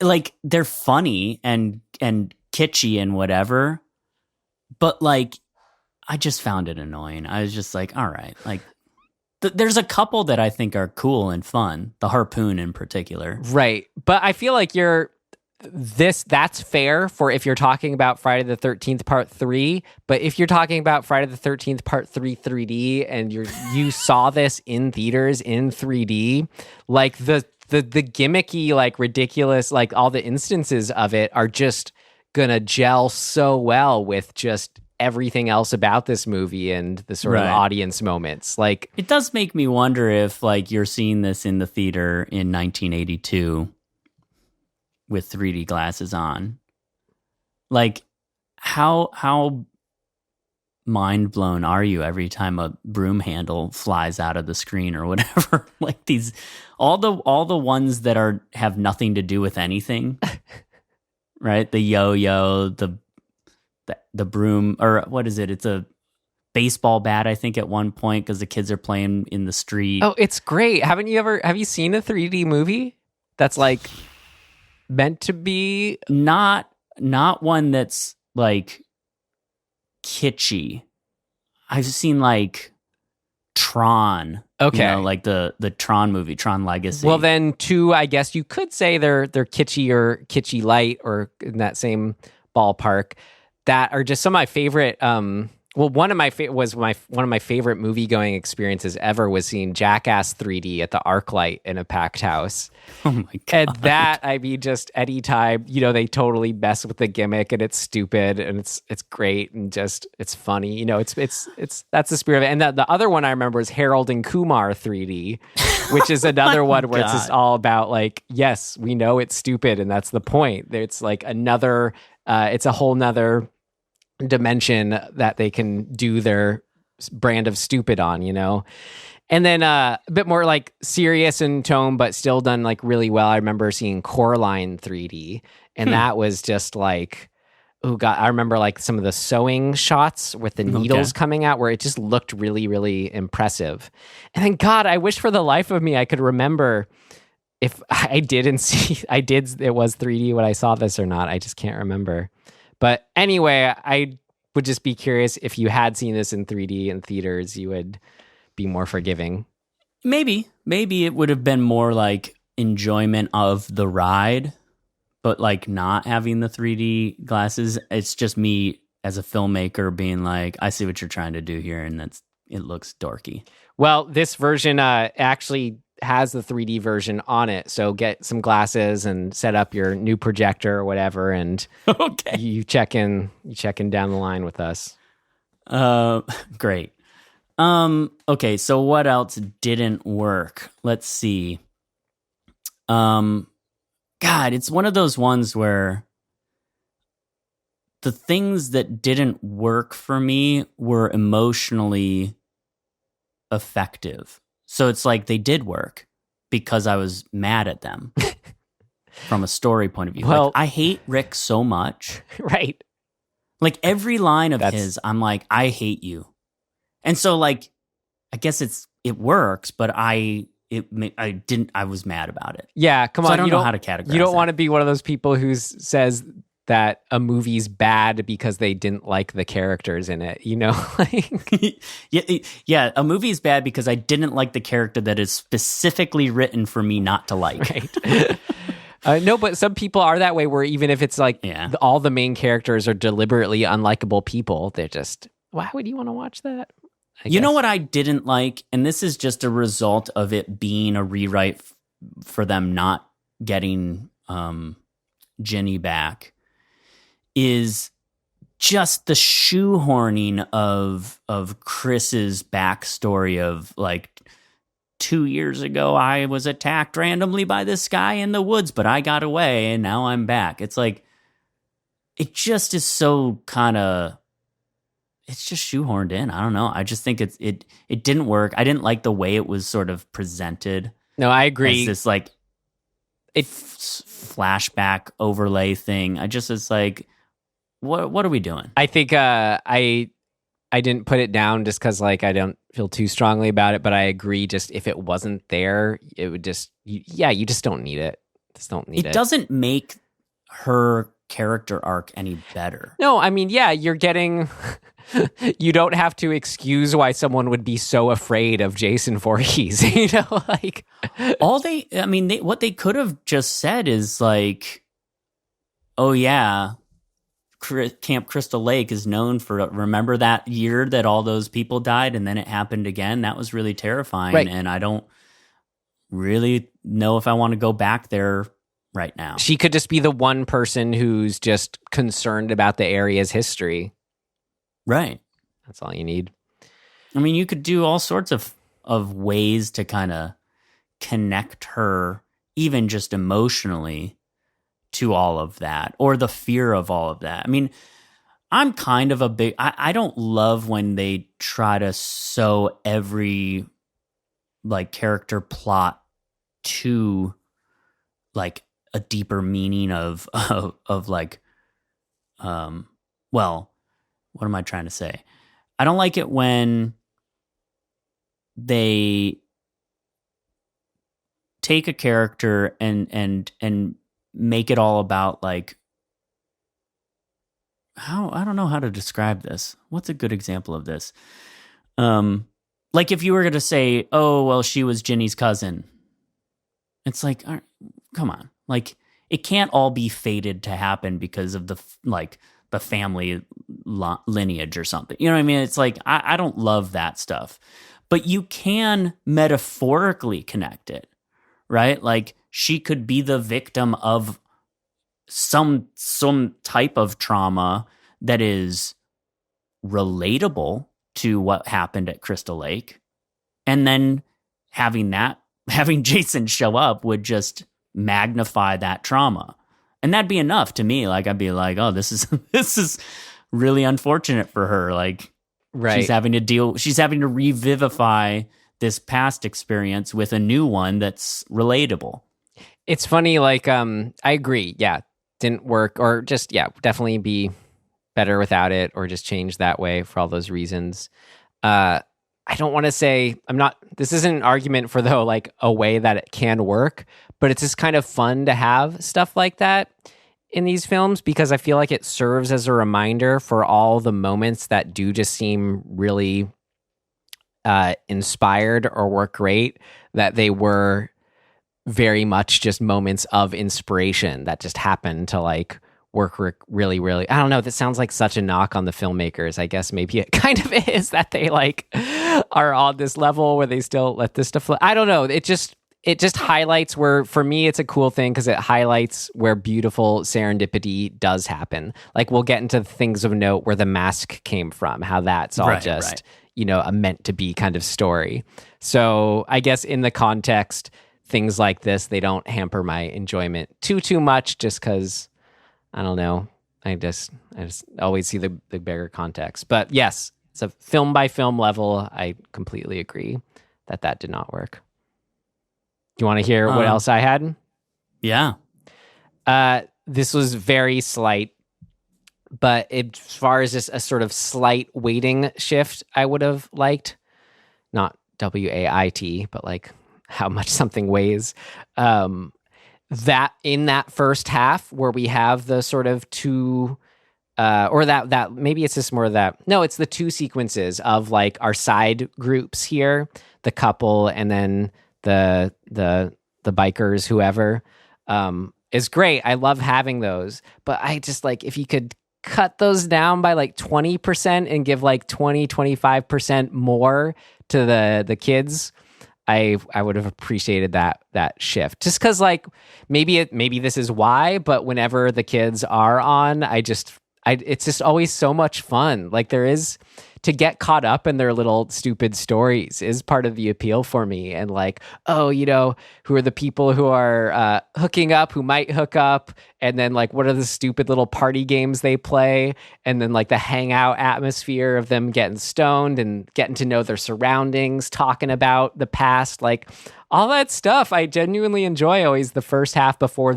our main guys start getting killed off. So just in this one, I wouldn't mind if it was weighted just a little bit more with the main folk, a little less with the side folk. That's fair. Yeah, not a huge that one. Sequence with the bikers goes on and on for quite a while. Yeah, anyways.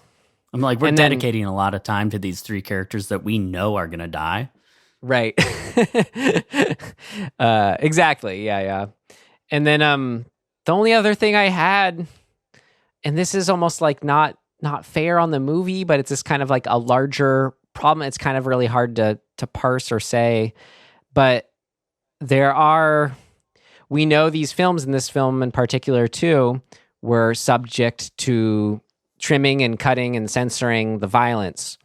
So like when I was, had the commentary on this morning, and they mentioned, the Chuck character, the hippie guy, he gets electrocuted as his death.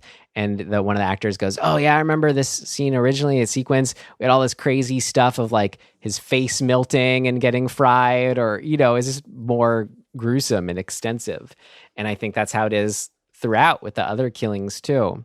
So there's the part of me that's like, just wants to naturally assume, oh, it would be so much better with that stuff. I don't know if that's the case, so that's where I catch myself. But if there was a way to know, if there was a more definitive version in the filmmaker's mind, and the fact that it can't be that, or we don't have that, I guess, makes me sad, or it didn't work for the purposes of this section. But just that, just kind of like, man, why? Whoever made them do that, maybe there was a more definitive version that could just kind of make, all the kills that much more memorable and fun. Right. Well, my last thing is just to kind of wrap back all the way around to how we started in talking about the canoe ending. The moment she got into the canoe, I was like, why are we redoing this? Yeah. Why is she even doing that at all? It just looks like a good place to take a nap. Yeah, and then I thought to myself, okay, well, if this is a rewrite and they're holding on to some of the elements from the original script, I'm even more disappointed in them making this choice. Like, can you imagine Ginny getting back into a canoe at the end of this? Like, no way would her character do that. So I was like, it doesn't work in either realm. So I just didn't like it. And then the confusion, I don't know. I'm still kind of on the fence about having Mama Voorhees come out of the water. Like, I like it because it's funny and cool and like a switcheroo. But does it make sense? Not really. Like, even in the dream realm, does it make sense? Not really. It almost feels like fan servicey in a weird way. Like, it's weird. I don't know. I mean, I was going to say up till fan servicey, those are all reasons why I loved it. But it doesn't feel fan. I don't know. It felt just like, as I said, just one of the random kind of just inspired moments that makes it actually kind of wrap up as a trilogy in a nice way. That I agree with. everything about it made me go, oh, that's cool, until I thought about it for a half a second. But that's why you don't think about it. That's all I do. All I do is think about it. But I get, though, I'll tip my hat, though, as far as just the getting in the canoe at all and how that could be handled a little more like it's justified. Same but different, right? Like, that's the rule. Yeah. And this was close. It was sort of the same but different, but I think they could have been a little differenter. I don't know. Anyway, that's all I got. All right. Well, then with that, we can move on to our last big section here. Things of note. Things of note! This should be interesting.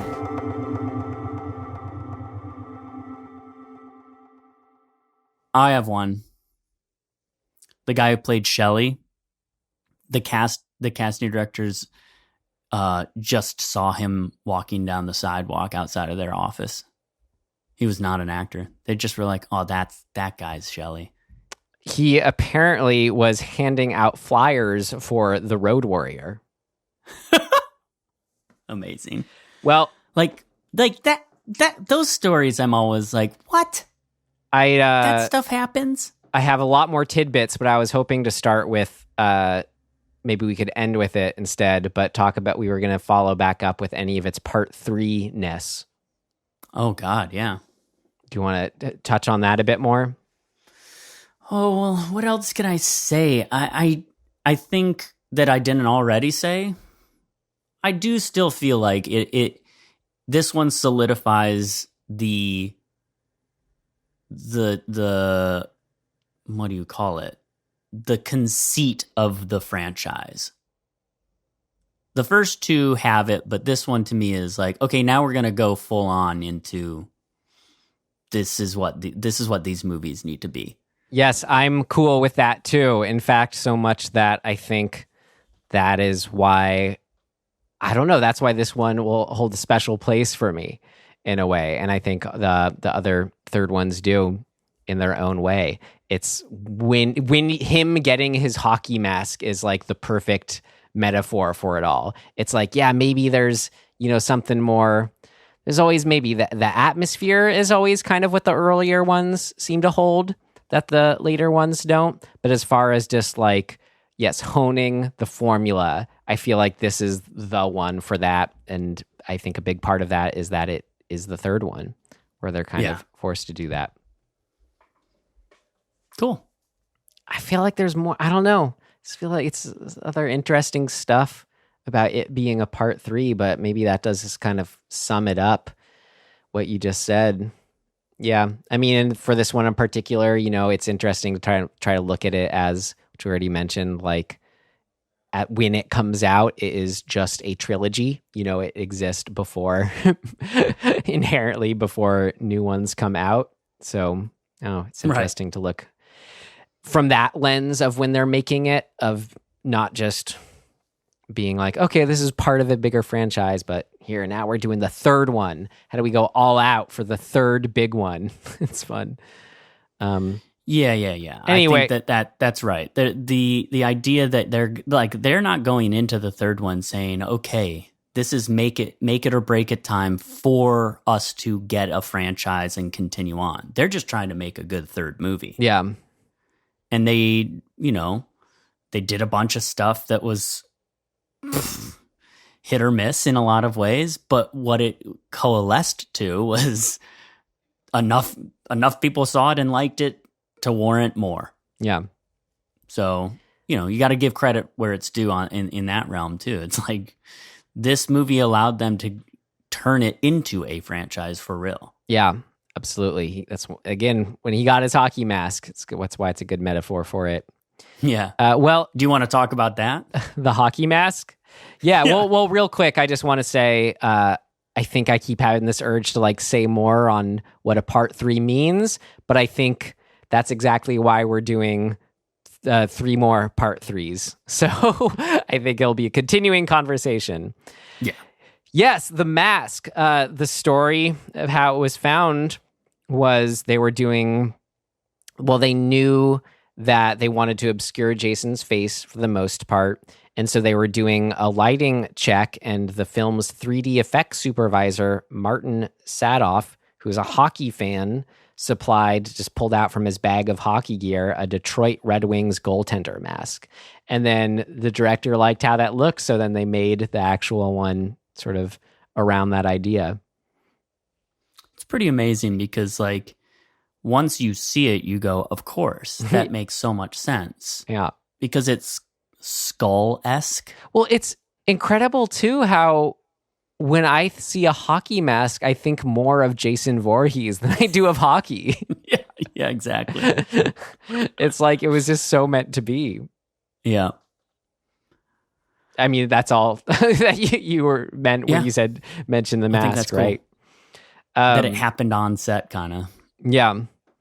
A couple things from the commentary is fun. The performer, the actor who played Jason in this one, he was in the circus for 18 years already before this as a trapeze artist. So it explains his physicality, and he's British too. But he sort of joked that in the audition, he sort of walked in. There were still a couple big old, stunt looking guys in the room too. But he kind of got it on his read or on his meeting with the director, and he just kind of was joking, but thought that was because it was his British accent. Like he automatically sounded just a bit more like, like he was a good hire or something, like he's a British actor, so he's getting something more out of it. Right. Well. And then it was funny too, that same actor, he said to Steve Miner, the director, he kept kind of, I think he said more seriously early on, he's like, well, is there any moment I can, show my actual face so I could, impress my mom? See, I played Jason in this movie. I played the monster. And Steve Miner, this sort of speaks to his character, nice guy. He took that really seriously and wished so bad, he could actually give him that, but couldn't actually. So the next day, apparently, he had a shirt made for him that says I played the monster in Friday the 13th Part 3, just as a gift to show his mom, to prove to his mom he played the part. Great. That was funny. And speaking of Steve Miner, the director, he played the TV anchor at the beginning. Did a great job as that. Other fun little shout outs I was noticing. I'm sure you noticed yourself and could imagine me noticing the different band stickers on the van, their featured van on the back. I think we have a Motley Crue one, and we have the Boss, and then inside we have the Doors one on the passenger seat, and then on the driver's seat, this is our second Grateful Dead reference. There's a Grateful Dead sticker in that one, and I just like to, track those Grateful Dead references in the films that we've watched. The other one was, what was it? It was that long titled one. That was the eerie ghost story with the woman with the different eras. Is it I am the pretty thing that lives in the house. Yeah, she's wearing a Grateful Dead shirt in that. And also something I wanted to start keeping tabs on, that's fun for just me and a certain group of friends, is anytime there's Olympia beer in a movie, gotta start shouting that out. Just because it was always the cabin beer for me and my cabin group of friends. That's funny because Bigfoot Lodge, this bar down the street from me, which is a cabin themed bar, they sell Olympia for $2 in the can. Let me know if they still do, because they've stopped making Olympia beer, which is even more why I want to keep track of it now. But it's something you see in a lot of 70s, 80s movies. And there is not, and so you see that the bully at the convenience store, he comes out drinking it, and then it cuts to there's a truck that's an Olympia beer truck that's just in the whole scene. But apparently now they're just only making vodka. So hopefully we'll see their glorious return someday. Another fun little shout out. There's a Fangoria magazine with a Godzilla article she's reading right before she gets killed. Yeah, I remember that. That was cool. What else? Oh, talking about Shelley. Already talked about him a lot, but just one little last fun anecdote. There is a Friday the 13th, the game. Always wanted to play it. It's great. It's like a multiplayer game where you're always cycling through. You have one person as Jason and one person as the counselors. It sounds like a lot of fun, actually. But they released Shelley as a playable character in 2017, and Larry Zerner, who played Shelley, reprised his role, voicing Shelley again.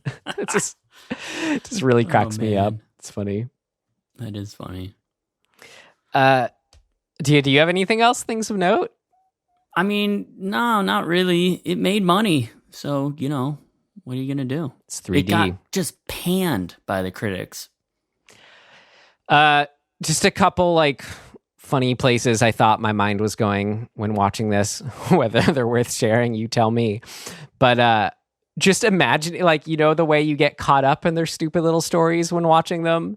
I just, stopped myself, thinking, could you imagine, though, Ryan, what this would be if there were no killings, actually? Can you just imagine this movie that's, actually where it's just, this is the story of, these group of friends getting together and just, these little character dramas playing out? I don't know, but they say that's the test of a good movie is you want to be caught up in the story before the inciting incident, the thing that makes it the movie happens. I don't know. I just thought that was funny. Can you imagine it just being this is a movie? I think I've lived it, so I don't need to imagine it. Yeah, that's why, I don't know. And the appeal would be kind of watching it on this weird soap opera just kind of level. I don't know. It's funny. Another thought I had, I want to know what you think of. Just when I was just checking up on the old reviews for this and stuff, and it's kind of always the reviews this series gets is they just will say stuff it's just the same tired formula, da da da da da. And for me, I'm well, that's what are you expecting? It just makes me wonder if if there's any potential for the critics to like these films at all. Is it just that? Is there an actual version of these films that they like? What is going on in their heads, do you think? No, I don't think critics should even bother reviewing these movies. Because they're always going to come from the wrong angle. But I mean, I'm sure you have you could say we're critics right now heaping praise on it. Well, but I mean sort of the hoity-toity New York Times critic or the these people who are specifically making a career out of film critic publications. They it seems almost like a part of the job to just trash films like this. Yeah. It just makes me... And it's well, then what's the point? Don't even bother. It's just interesting and makes me appreciate the Elvira's and the Joe Bobs and anyone else who is also just sort of into film criticism and wrote about it at the time. But because they were a fan, they could... And just because they're also smart and articulate, could articulate exactly accurately why these films are valid and hold appeal, at least. And it's just, I don't know. It's just funny to me, when they say stuff like that, the negative stuff. I'm just what do you want? What? Well, I think it becomes a exercise of they enjoy trashing things. Yeah. It's that's fun. It's sort of fun, whatever, a fun exercise for them. The LA Times writer said, ironically, Friday the 13th Part 3 is so terrible that Friday the 13th Part 1 and Friday the 13th Part 2 don't seem so bad. It's what's the point of saying any of that? Yeah. Why even devote any time to that if that's what you're coming away with? Yeah. Great. I don't know. All right. I mean, I'm not one to parse words when I think a movie is bad, but I unless you've specifically been we do it because we are exploring that. I don't feel like these big time critics need to cover Friday the 13th Part 3. Yeah. I think it's just, I wish I could. I don't think they want to. I wish I could just say to them all right, before the movie comes out, all right, so what do you think of this pitch? and just tell them the simple premise. Kids go off at cabin, get killed off by this kind of killer. If just something about the way they critique it makes me want to know, would they say to that, oh, there is some potential in that? And if so, what would that look like to them? That's just what I want to know so bad. But it's easy, I think, more what you're saying, just maybe to that premise, they would just say, oh, well, that's only going to be bad. And it's just, I wish I could just, if there's that example of the first way, I would just love to pick their brain. If there are any of those people, there could be a version of this movie they liked. But I think you're probably right. Nope, they just, not for them. All right. Well, Friday the 13th, part 3. We got 3 more part 3s coming up. But I think we can wind down from this one with some recommendations, as we like to do. You got one ready, Tim? I mean, look, I know it's one that most people have probably seen, but I went back. I watched this movie. I would say I've watched it upwards of 15 to 20 times. It's one of my all-time favorites. But every time I rewatch it, I'm just astounded at how much I love it. And I watched it because of the Mystic Museum exhibit. I watched Evil Dead 2 specifically again. I like Army of Darkness and I like Evil Dead, the original, but Evil Dead 2 holds the deepest special place in my heart. I will watch that movie over and over and over again, and every time get a lot out of it and laugh a lot and be super into it. So that's mine. It's October. If you're not watching an Evil Dead movie, what are you doing? Respect. Absolutely. Great. I was going to say, oh God, I don't know. Okay, I'll go ahead and say it because it's at least a horror director. Because, I don't know, you mentioning Evil Dead 2 just made me want to maybe say something that was explicitly more horror. But I've been whatever. I've been just trying to catch up on the Cronenberg movies I haven't seen. And finally made it to A Dangerous Method from 2011. And I really liked it. So nice. I'm going to recommend it. A Dangerous Method. Cronenberg. Cool. All right. Well, nothing to pull from the hat. We know what we're doing next week for a special. We'll be back with A Nightmare on Elm Street 3: Dream Warriors, which was just another funny thing about this title, Tim. Friday the 13th Part 3 has no colon in it. Unlike most films. Unlike most people. There you go. Yeah, so another fan favorite, another third, and something that went on to be a full franchise with many entries. So, great. Until then, you can find us wherever you found us. We got an Instagram, all that good stuff. Got an email. Love to hear your thoughts. We'll be posting. And our big ask is, if you made it this far and you think you have a friend who would enjoy making it this far too, you should let them know about our fair show. Ain't that the truth? Great. All right.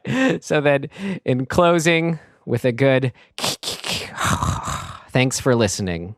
Then we will see you next time. Goodbye.